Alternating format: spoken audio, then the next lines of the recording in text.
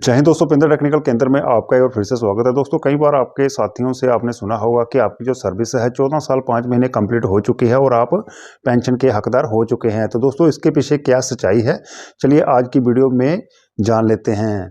जैसा कि दोस्तों आप जानते हैं कि सेना में सर्विस पेंशन के लिए जो मिनिमम सर्विस है ओआर रैंक के लिए वो 15 साल है। 15 साल जैसे ही कंप्लीट होंगे तो वो जवान पेंशन का हकदार हो जाता है। लेकिन दोस्तों, ये 14 साल 5 महीने वाले के चक्कर में आपने नहीं पड़ना है। ये किन के लिए है दोस्तों? ये है कंडोनेशन ऑफ सर्विस, यानी कि shortfall up to 1 year service. तो यहाँ पर दोस्तों 1 साल की सर्विस की जो माफ़ी है ये उनके लिए है जिनको सेना घर भेजती है। वो दोस्तों LMC की वजह से भी हो सकती है, यानी कि कैटेगरी की वजह से भी हो सकता है, या फिर दोस्तों कोई और कारण भी हो सकता है। लेकिन अगर आप वहीं पर अगर आप ऑन रिक्वेस्ट जाते हैं, यानी कि आप प्रीमेचर जाते हैं, अपनी मर्जी से लिख कर जाते हैं, अगर आप 15 साल से एक दिन भी सर्विस कम रह जाती है तो उस केस में आपको किसी प्रकार की कोई भी जो सर्विस पेंशन है वो ग्रांट नहीं की जाती है।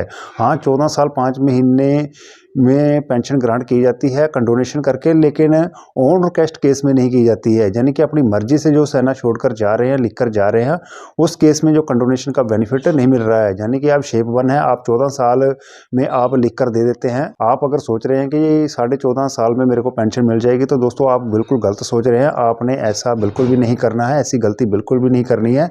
नहीं तो आपको किसी प्रकार की कोई भी जो पेंशन है वो ग्रांट नहीं की जाएगी। आपको बहुत बड़ा नुकसान हो सकता है। अगर आप शेप 1 है, आप पहले अपनी सर्विस को 15 साल कंप्लीट करें, उसके बाद आपने डिसीजन लेना है आगे करनी है नहीं करनी है। लेकिन 14 साल 7 महीने, 14 साल 8 महीने, यानी कि 15 साल से कम के चक्कर में आपने नहीं पड़ना है। आप अपनी सर्विस को कंप्लीट करें और किसी की बात दाएं बाएं से सुनने की आपको ज़रूरत नहीं है, क्योंकि जो 1 साल वाली माफ़ी है ये कंडोनेशन ऑफ सर्विस है। ये सबसे ज़्यादा काम किसके लिए आता है? DSC वालों के लिए, क्योंकि उनकी एज कंप्लीट होने की वजह से कई बार वो अपनी 15 साल की जो दूसरी सर्विस है, दूसरी पेंशन के लिए जो सर्विस है वो कंप्लीट नहीं कर पाते हैं। इसलिए उनको ये बेनिफिट सबसे ज़्यादा मिलता है, क्योंकि अगर 1 साल उनकी 15 साल से 1 साल सर्विस कम रह जाती है तो उनको कंडोनेशन करके उनको जो दूसरी पेंशन है वो ग्रांट की जाती है।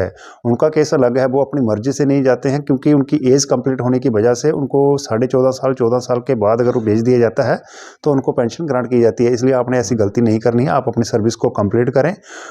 और अगर आप इनवैलिड आउट केस है, अगर आपको कमांडिंग अफसर या फिर मेडिकल अथॉरिटी भेज रही है, 14 साल सर्विस आपकी कंप्लीट हो चुकी है, उस कंडीशन में अगर आपको इनवैलिड पेंशन नहीं मिल रही है तो आपको जो कंडोनेशन वाला बेनिफिट है वो मिल जाएगा।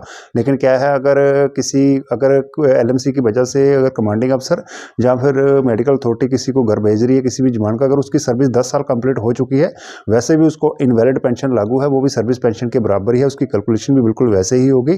तो वहाँ पर दोस्तों जो 14 साल वाला है वो उनके सामने ऐसा केस आने वाला नहीं है, क्योंकि उनको ऑलरेडी इनवैलिड पेंशन मिल रही होगी। जिनको इनवैलिड पेंशन मिल रही होगी उनको जो कंडोनेशन वाला बेनिफिट है वो नहीं मिलेगा।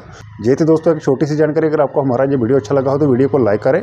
इस टॉपिक से संबंधित अगर आपके मन में कोई भी सवाल है तो नीचे जरूर कमेंट करें। मिलते हैं दोस्तों नई जानकारी के साथ नेक्स्ट वीडियो में। जय हिंद, जय भारत।